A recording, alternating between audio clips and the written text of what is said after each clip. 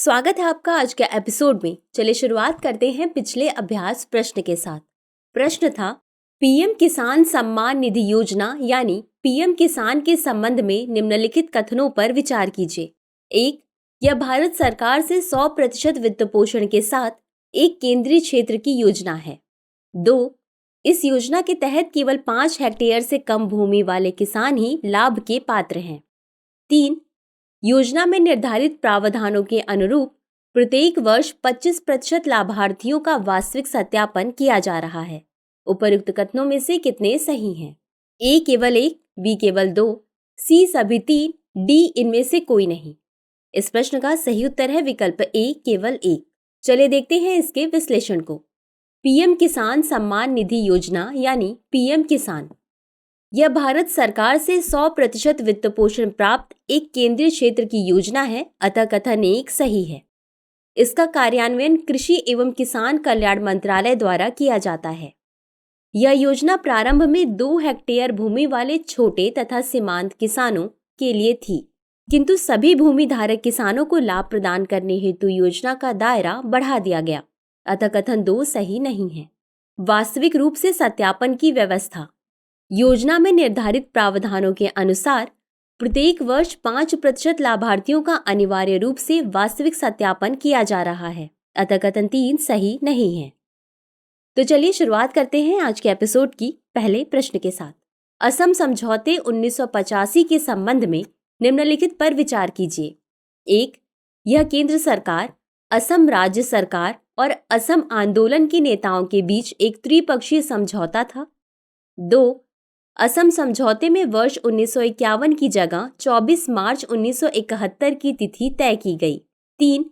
वर्ष 1985 के असम समझौते के बाद नागरिकता संशोधन अधिनियम 1985 के हिस्से के रूप में धारा 6A को अधिनियमित किया गया था। उपर्युक्त कथनों में से कितने सही हैं?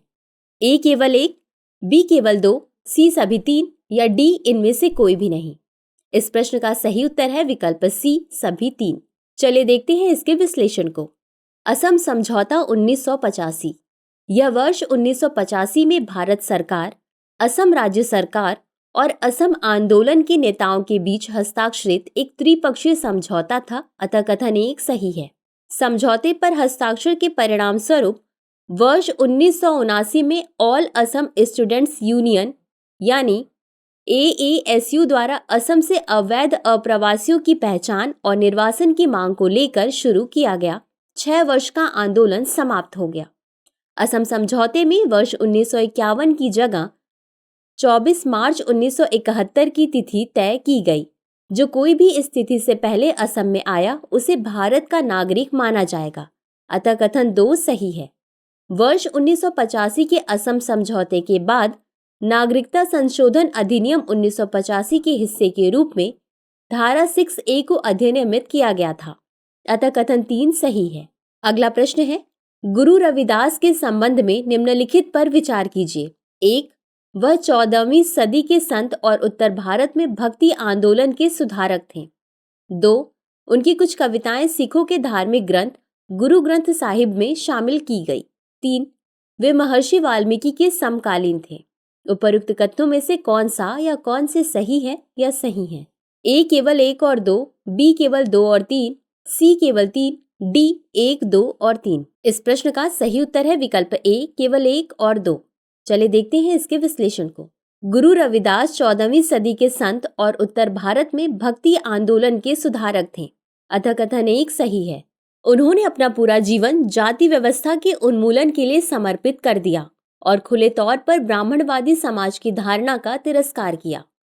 उनके भक्ति गीतों ने भक्ति आंदोलन पर प्रभाव डाला और उनकी लगभग 41 कविताओं को सिखों के धार्मिक ग्रंथ गुरु ग्रंथ साहिब में शामिल किया गया, अतः कथन 2 सही है। वे महर्षि वाल्मीकि के समकालीन नहीं थे, अतः कथन 3 सही नहीं है। अगला प्रश्न है, कार्यस्थल पर महिलाओं के यौन उत्पीड़न रोकथाम निषेध और निवारण अधिनियम 2013 के संबंध में निम्नलिखित कथनों पर विचार कीजिए। 1. विशाखा और अन्य बनाम राजस्थान राज्य मामले में सर्वोच्च न्यायालय द्वारा दिए गए विशाखा दिशा निर्देश अधिनियम का आधार बनते हैं। यह अधिनियम कार्यस्थल पर यौन उत्पीड़न को रोकने और प्रतिबंधित करने के लिए नियोक्ताओं पर कानूनी दायित्व डालता है। 3. नियोक्ताओं को यौन उत्पीड़न की शिकायतें प्राप्त करने और उनका समाधान करने के लिए प्रत्येक कार्यस्थल पर 5 या अधिक कर्मचारी के साथ एक आंतरिक शिकायत समिति यानी ICC का गठन करना आवश्यक है।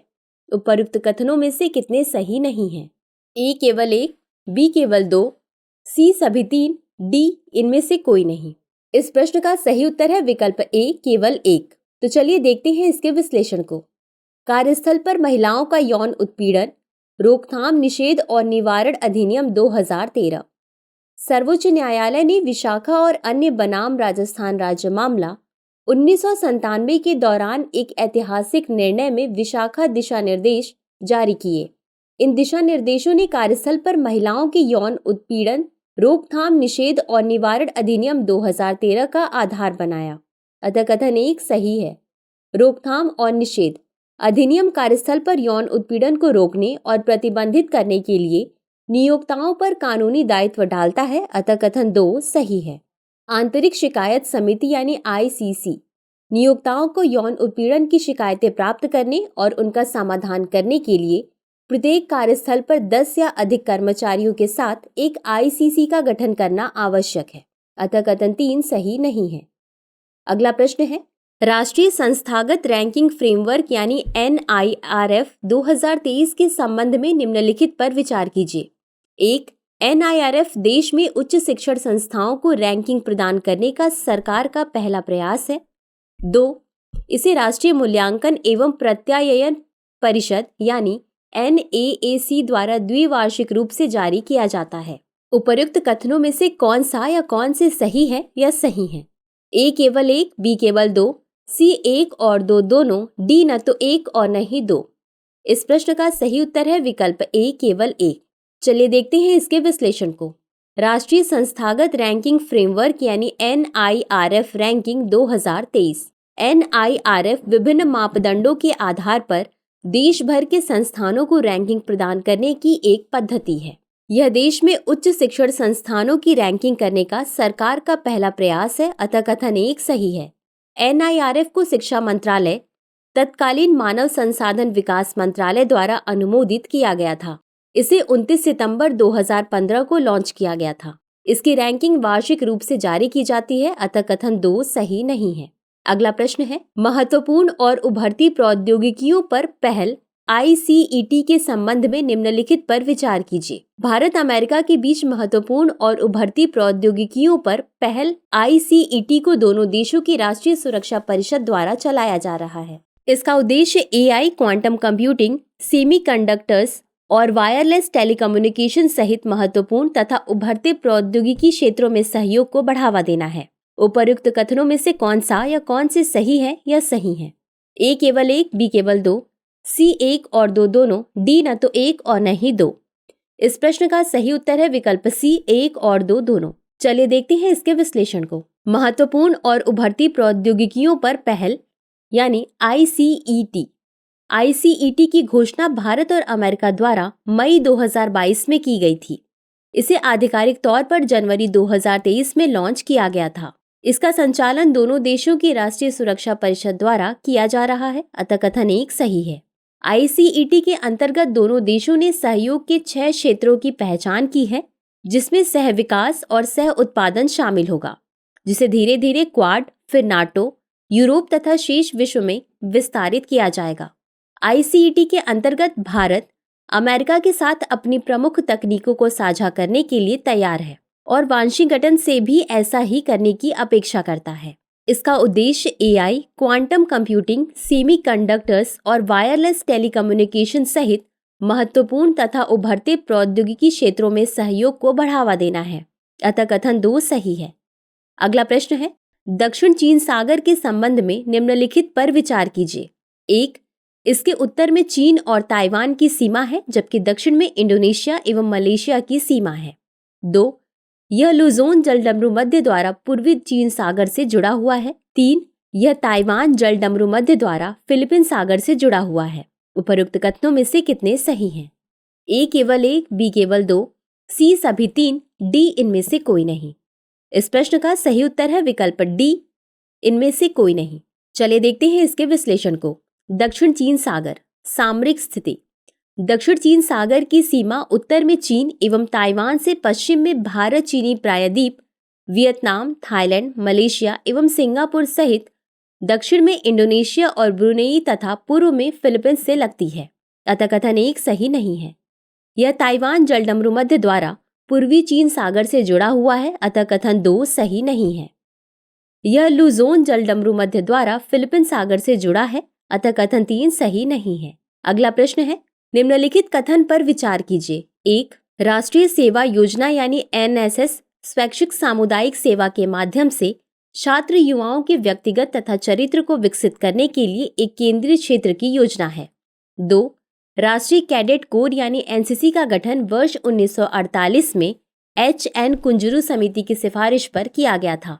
उपरोक्त कथनों में से कौन सा या कौन से सही नहीं है या नहीं है? A केवल 1, B केवल 2, C 1 और 2 दोनों, D न तो 1 और न ही 2। इस प्रश्न का सही उत्तर है विकल्प D, न तो 1 और न ही 2। चलिए देखते हैं इसके विश्लेषण को। राष्ट्रीय सेवा योजना यानी NSS एक केंद्रीय क्षेत्र की योजना है। इसे वर्ष 1969 में स्वैच्छिक सामुदायिक सेवा के माध्यम से छात्र युवाओं के व्यक्तित्व तथा चरित्र को विकसित करने के उद्देश्य से शुरू किया गया था। अतः कथन 1 सही है। NSS की विचारधारा महात्मा गांधी के आदर्शों से प्रेरित है। वहीं राष्ट्रीय कैडेट कोर यानी NCC का गठन वर्ष 1948 में HN कुंजरू समिति 1946 की अनुशंसा पर किया गया था। इसकी पृष्ठभूमि यूनिवर्सिटी कोर अथवा यूनिवर्सिटी ऑफिसर ट्रेनिंग कोर जैसी ब्रिटिश युग की वर्दीधारी युवा संस्थाओं से संबंधित है। अतः कथन 2 सही है।